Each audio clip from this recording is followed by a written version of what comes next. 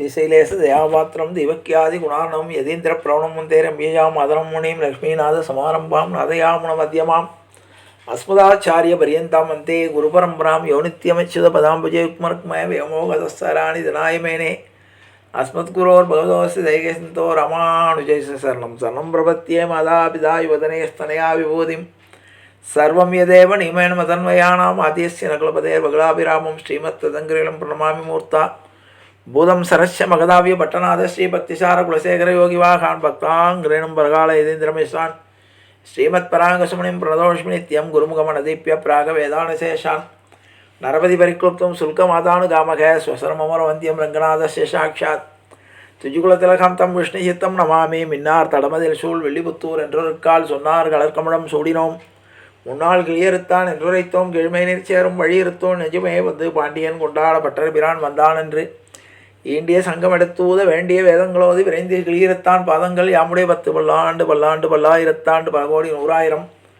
மல்லாண்டது இந்தோள் மணிவண்ணா உன் செவடி செவிதிருக்காப்படியோ மோடும் நின்னோடும் பிரிவின்றி 1000 பல்லாண்டு வடிவாயினின் வளமார்பினில் வாழ்கின்ற மங்கையும் பல்லாண்டு வடிவார் சோதி வளத்துறையும் சுடராழியும் பல்லாண்டு படைபோல் புக்கு முழங்கும் அப்பாஞ்ச சன்னியமும் பல்லாண்டே பல்லாண்டென்று பவித்திரனை பரமேட்டியை சாரங்கமென்னும் வில்லாந்தான் தன்னை வெளிபுத்தூர் விட்டு சித்தன் விரும்பிய சொல் நல்லாண்டு என்று விடுவரப்ப நமோ நாராயணாயவென்று பல்லாண்டும் பரமாத்மனை சுருந்தன் தத்துவர் பல்லாண்டே ஆண்டாள் திருவடிகளே சரணம் ஆழ்வார் திருவடிகளே சரணம் ஜீயர் திருவடிகளே சரணம் அப்பன் சுவாமிகள் திருவடிகளே சரணம். எல்லோருக்கும் இடையே என்னுடைய பணிவான நமஸ்காரங்கள். தினம் ஒரு அபிமான ஸ்தலங்களை ஒன்றன் பின் ஒன்றாக நான் அனுபவித்து வருகிறோம். இந்த ஏற்கனவே நாம் ஆழ்வார்களால் மங்களாசாசனம் செய்யப்பட்ட திவ்ய தேசங்களை பார்த்தோம். இப்பொழுது ஆச்சாரிய சுவாமிகளாலும் மற்றும் நம்முடைய பெரியவர்களால் அபிமானிக்கப்பட்ட அபிமான ஸ்தலங்களாக 108 வரிசைப்படுத்தப்பட்டுள்ளன. அவற்றை ஒன்றன் பின் ஒன்றாக அனுபவித்து வருகிறோம். இதனுடைய நோக்கம் என்னவென்றால், நாம் ஏதோ விசேஷ காலங்கள் மற்ற ஆழ்வார்களால் அபிமானிக்கப்பட்ட திவ்ய தேசங்களுக்கு நாம் சொல்வது மிக சுலபம். நாம் சென்று கொண்டிருக்கிறோம். ஆனால் ஆச்சாரிய சுவாமிகளாலும் மற்றும் நம்முடைய பெரியவர்களால் அபிமானிக்கப்பட்ட அபிமான ஸ்தலங்கள் நாம் அந்த ஊருக்கு நாமல் சென்றால் கூட நம்ம அதனுடைய மகிமை தெரியாமல் நாம் போவதில்லை. அதை நாம் உணர்ந்து கொள்ள வேண்டும் என்ற நோக்கத்தில் நாம் ஏதோ ஒரு வைபவத்துக்காகவோ அல்லது அலுவலக வேலை காரணமாகவோ அந்த பகுதியில் சென்றால் அபிமானிக்கப்பட்ட அந்த அபிமான ஸ்தலங்களை நாம் வணங்கி அவருடைய திருவருளை பெற வேண்டும் என்பதற்காகத்தான் இந்த அபிமான ஸ்தலங்களை பற்றி நாம் மிக சுருக்கமாக தெரிந்த அளவில் அல்லது நமக்கு கிடைத்த தகவல்கள்படி அதை நாம் சொல்லி வருகிறோம். ஆகவே அன்பர்கள் அந்தந்த பகுதிகளுக்கு செல்லும்பொழுது இந்த அபிமான ஸ்தலங்களை தரிசித்து பெருமாளுடைய அனுகிரகம் பெற வேண்டும் என்ற வகையில் இன்றைய தினம் 40வது அந்த வரிசையில் 40வது திருக்கோயிலாக கோதண்டராம சுவாமி திருக்கோயில், அயோத்தியா பட்டணம். கோதண்டராம சுவாமி கோயில் அல்லது பட்டாபிராமர் கோயில் என்று வழங்கப்படும் இந்த கோயில் சேலம் மாவட்டத்தில் அமைந்துள்ளது.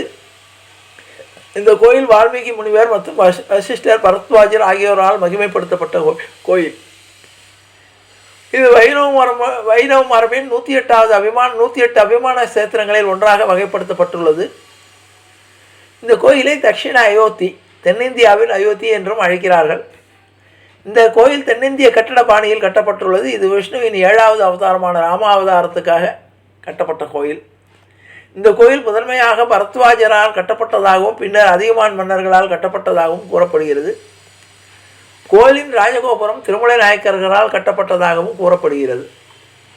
இந்த கோயில் ஒரு வரலாற்று சிறப்புமிக்க கோயிலாக இருந்தாலும் தற்போதும் வளாக கட்டமைப்பின் பெரும்பகுதி கிபி 14ஆம் நூற்றாண்டிற்கு பிறகு மீண்டும் கட்டப்பட்டது.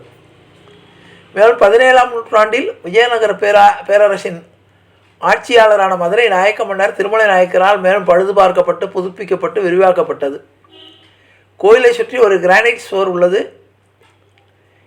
இங்கு அனைத்து சன்னதிகளையும் கோயில் குளத்தையும் உள்ளடக்கியது. கோயிலின் நுழைவாயில் கோபுரமான 5 நிலை ராஜகோபுரம் உள்ளது. இந்த அமைப்பு தற்போது பாஞ்சராத்திர ஆகமத்தை பின்பற்றி அறநிலைத்துறையால் பராமரிக்கப்பட்ட கோயிலாகும். புராணத்தின்படி தமது ராஜ்யமான அயோத்தியிலிருந்து காட்டுக்கு சென்ற ராமர் பரத்வாஜ முனிவேசன் ஆசிரமத்திற்கு சென்றார். தனது மனைவி சீதையை கடத்திய இலங்கையின் அரக்கன் ராவணனை வதம் செய்த பின்னால் அயோத்திக்கு திரும்பும் பொழுது நான் வந்து சேர்கிறேன் என்று வாக்குறுதி கொடுக்கிறார். அதன்படி அயோத்திக்கு செல்லும் போது மீண்டும் ஒரு முறை பரத்வாஜரை சந்திக்கிறார். ராமர், சீதை, லக்ஷ்மணன், விபீஷணன் ஆகியோர் பரத்வாஜரின் ஆசிரமத்தில் தங்கினார்கள். பரத்வாஜர் ராமரின் முடிசூட்டு விழாவை காண விரும்பினார். ஆகவே அவர் ராமருக்கு தனது முடிசூட்டு விழாவை இங்கேயே தொடங்கி அயோத்தியில் முடிக்கும்படி அறிவுறுத்தினார். ராமர் முனிவரின் விருப்பத்திற்கு இணங்கி பரத்வாஜருக்கு தனது ஆசீர்வாதங்களை காட்டி அங்கேயே கிட்டத்தட்ட பட்டாபிஷேகம் செய்யப்பட்டது. பரத்வாஜரை தவிர வசிஷ்டர் மற்றும் வால்மீகி முனிவர்களும் இங்கு வழிபட்டதாக கூறப்படுகிறது. ராமரின் சிலையை சடங்கு முறையில் பிரதிஷ்டை செய்த பிறகு பரத்வாஜர் கருவறையை கட்டினார். மேலும் பூஜைகளை முனிவர்களும் அவரது சீடர்களும் தொடர்ந்தார்கள். இந்த கோயிலின் அனைத்து சன்னதிகளையும் உள்ளடக்கிய கிரானைட் சுவர்கள் உள்ளன. 5 நிலை ராஜகோபுரம். இந்த கோயில் அதன் அழகிய தூண்களுக்கு பெயர் பெற்றது. பிரதான தெய்வமாகிய ராமசாமி, அதாவது ராமர், சீதையுடன் பரத, லக்ஷ்மண, சத்ருகணன், ஹனுமன், விபீஷணன் மற்றும் பரத்வாஜர், வசிஷ்டர் ஆகியோர் உயர்ந்த அமைப்பில் மைய சன்னதியில் அமைந்திருக்கும் 2 கரங்களுடன் காட்சியளிக்கிறார். கருவறை அதியமான் மன்னர்களால் கட்டப்பட்டது. பின்னர் சோழர்களால் புதுப்பிக்கப்பட்டு 17ஆம் நூற்றாண்டில் விஜயநகர பேரரசின் ஒரு ஆட்சியாளரான மதுரை நாயக்கர் திருமலை நாயக்கரால் புதுப்பிக்கப்பட்டு விரிவாக்கப்பட்டது. இந்த கோயிலில் 1 கோடி மரம் மற்றும் ஒரு கருடஸ்தம்பம் உள்ளது. சுதர்சனம், ஆழ்வார்கள், ஹனுமான் மற்றும் ஆண்டாள் ஆகியோருக்கு அர்ப்பணிக்கப்பட்ட சன்னதிகள் உள்ளன. கோயிலில் ஒரு பழைய மரத்தேர் உள்ளது. இந்த கோயில் ஒரு பாதுகாக்கப்பட்ட நினைவு சின்னமாகும்.